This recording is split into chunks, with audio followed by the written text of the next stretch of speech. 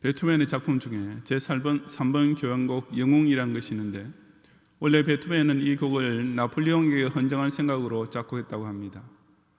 당시 유럽에는 근대 자유주의 바람이 불고 있었으며, 베토벤은 자유, 평등, 박애로 상징되는 프랑스 혁명 정신에 깊이 감동을 받고 있던 차에 나폴레옹이 등장하자 그가 곧 구시대의 군주제를 완전 타파하고 민주정치를 정착시킬 정치가라고 크게 기대를 하면서 이 영웅 교향곡을 썼던 것입니다. 하지만 이 곡을 완성하여 출간하기 직전에 나폴레옹이 집정관의 지위에서 황제로 스스로 등극했다는 소식을 듣게 됩니다. 그러자 베토벤은 그도 역시 권력욕을 만족시키려는 보통 인간에 지나지 않는구나 하고 크게 분개하며 실망하면서 원래는 영웅 교향곡이라는 제목과 함께 나폴레옹의 성인 보나파르트를 상기하기 위하여라는 부제가 달려있던 악보의 표지를 찢어버리고 그 부제를 그냥 어떤 위인을 기리기 위하여라고 고쳤다는 일화가 있습니다. 그러므로 베토벤의 그 영웅 교향곡의 멜로디에는 한 위대한 지도자를 만나게 되었을 때의 감격이 넘쳐 흐르고 있는 반면에 그 부제에는 믿었던 지도자에 대한 말할 수 없는 실망감이 또한 서려 있는 것입니다. 하지만 시편 149편을 통해 자기네 주권자 되신 여호와 하나님을 기리며 노래하던 이스라엘 백성에게는 결코 그런 일이 없었습니다. 그들은 성도의 모임을 가질 때마다 단 한 번도 예외가 없이 오직 그 하나님을 즐거워하며 찬양할 뿐이었습니다. 여호와 하나님은 당신의 백성이 기도하는 바를 조금도 부족함 없이 충분히 충족시켜 주시는 주권자일 뿐 아니라 시종일관 조금도 변함없이 의롭게 통치하심으로써 당신의 백성을 그 어느 때에도 결코 실망시키는 법이 없으셨기 때문이었습니다.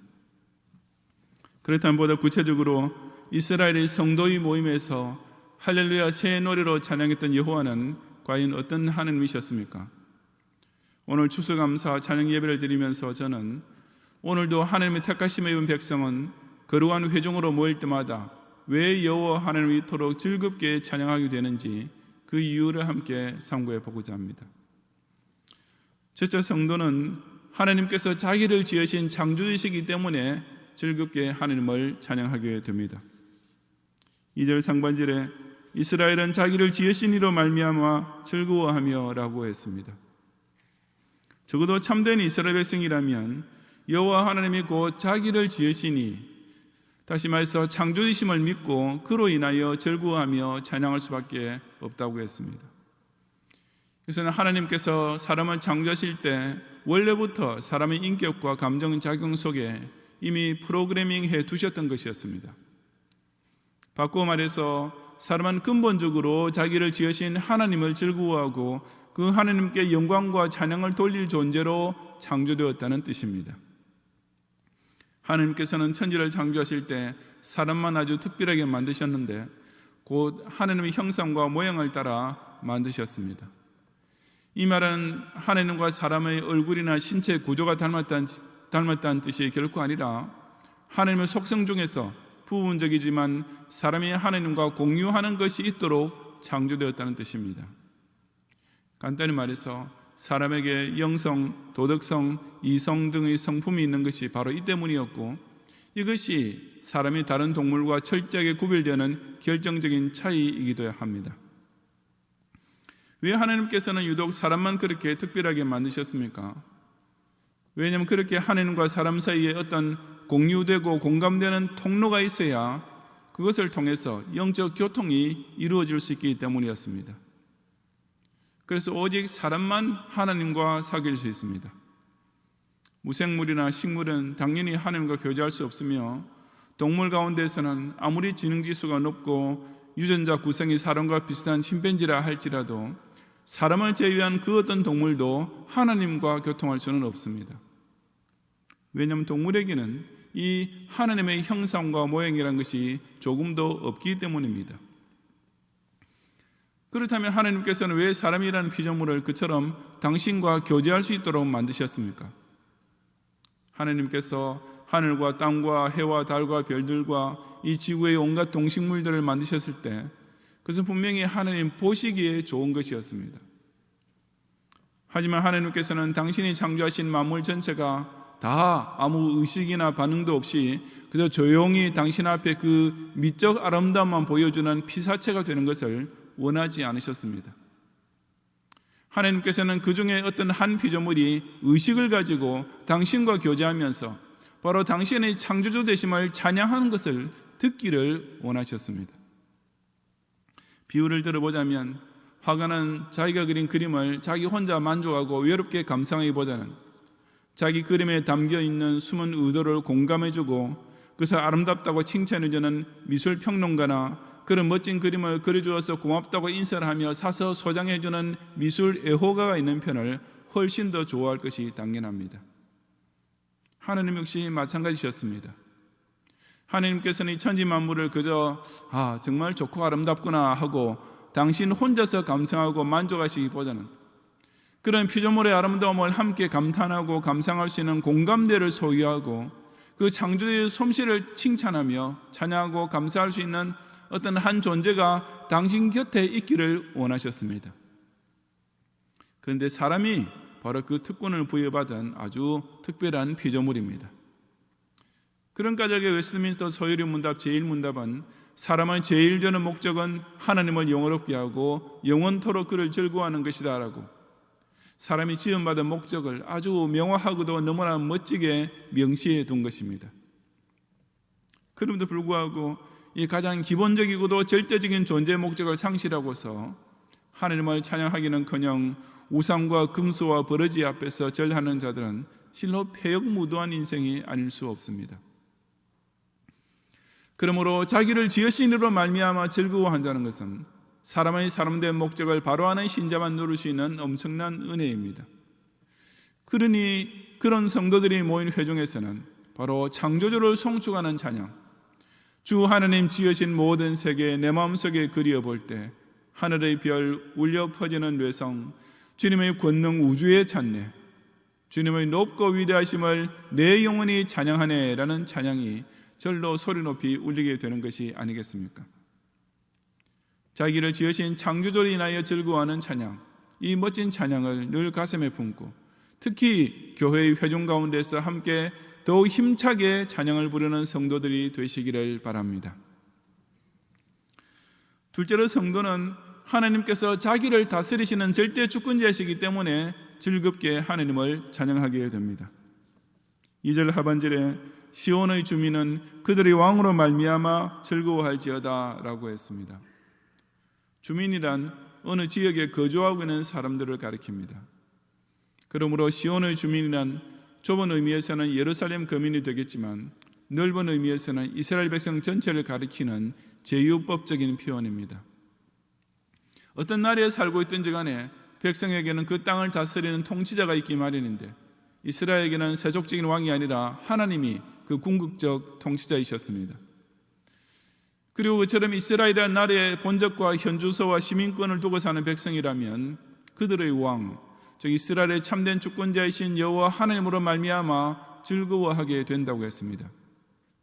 그렇다면 그 왕은 정치를 잘한 것임이 틀림없습니다. 시온에 속한 백성 모두가 즐거워하고 왕을 찬양하게 되었다면 그 왕은 분명히 자기 백성의 안위와 부여와 행복을 철저히 보장하고 완전하게 제공해 주는 통치를 한 것이 분명한 것입니다. 사실 세상 어느 나라 백성이라 할지라도 그렇게 즐거워하며 찬양할 수 있는 통치자를 실제로 모실 수 있기를 꿈처럼 바라고 있을 것입니다.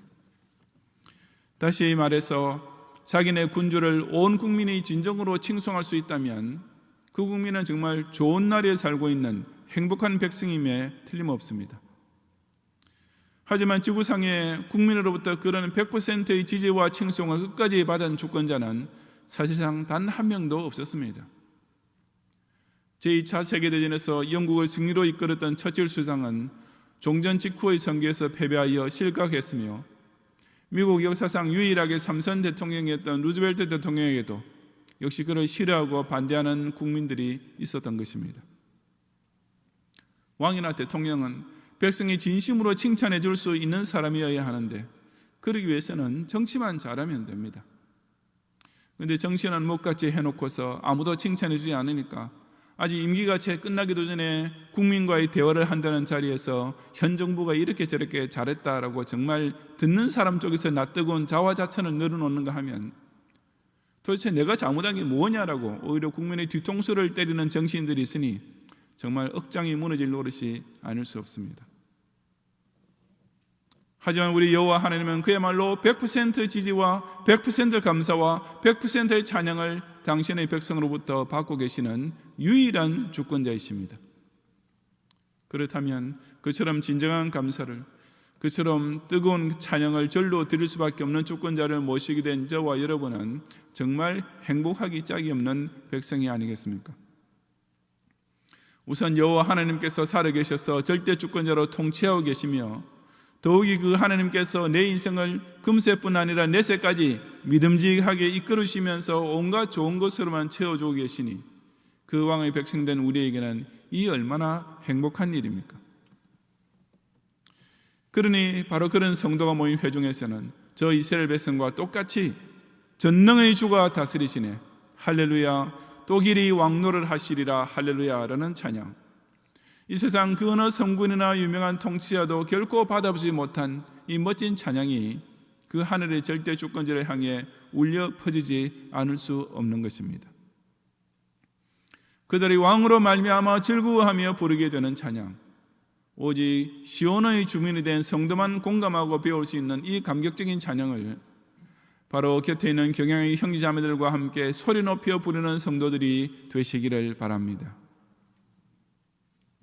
성도 여러분, 노래는 물론 슬플 때 부르는 애가도 있지만 즐거울 때 부르는 노래가 진정한 노래이며 즐거울 때 노래를 부르면 행복이 배가 됩니다. 그래서 사람들은 자기 애인을 사랑하는 기쁨 때문에 연가를 부르며 승리의 기쁨을 온 국민이 나누기 위하여 개선 행진곡을 신나게 연주하면서 감격에 넘치는 마음으로 떼창을 하는 것입니다. 하지만 그 어떤 기쁜 노래도 이스라엘 백성이 여호와 하나님을 즐거워하며 부르는 찬양에는 결코 비길 수가 없습니다.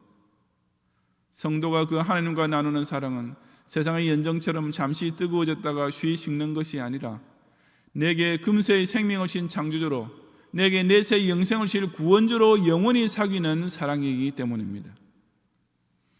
성도가 그 하나님과 나누는 감격은 한 번 전쟁에 이겨도 다음번 전쟁에서는 어찌 될지 아무도 모르는 불안한 주권자가 아니라 이미 친히 세상을 이기셨고 우리 역시 이기고 또 이기게 하시는 영원한 연성불패의 왕을 모시는 감격이기 때문입니다. 그러므로 우리 성도의 찬양에는 베토벤의 영웅 교향곡에 비어있는 비극적인 감성이 결코 일어나지 않을 것입니다. 성도의 모든 찬양의 주제는 오직 하나님께 영광을 돌리는 찬양이며 우리 성도의 회중에서 공용되는 노래책의 표지에는 절대로 우리를 실망시키지 아니하시는 이 하늘의 아버지시요 우주의 주권자이신 여호와께만 돌리는 찬송가라는 제목이 영원히 변치 않고 붙어있게 될 것입니다. 오직 참된 이스라엘 백성만 드릴 수 있는 찬양, 여호와 하나님의 창조 역사와 그 은혜로우신 통치를 드높이는 이 최고의 찬양을 오늘 이 추수감사 찬양 예배의 밤에 그리고 남은 평생을 통해 우리 경양의 회중으로 모일 때마다 소리 높여 함께 부르는 성도들이 되시기를 주님의 이름으로 축원합니다.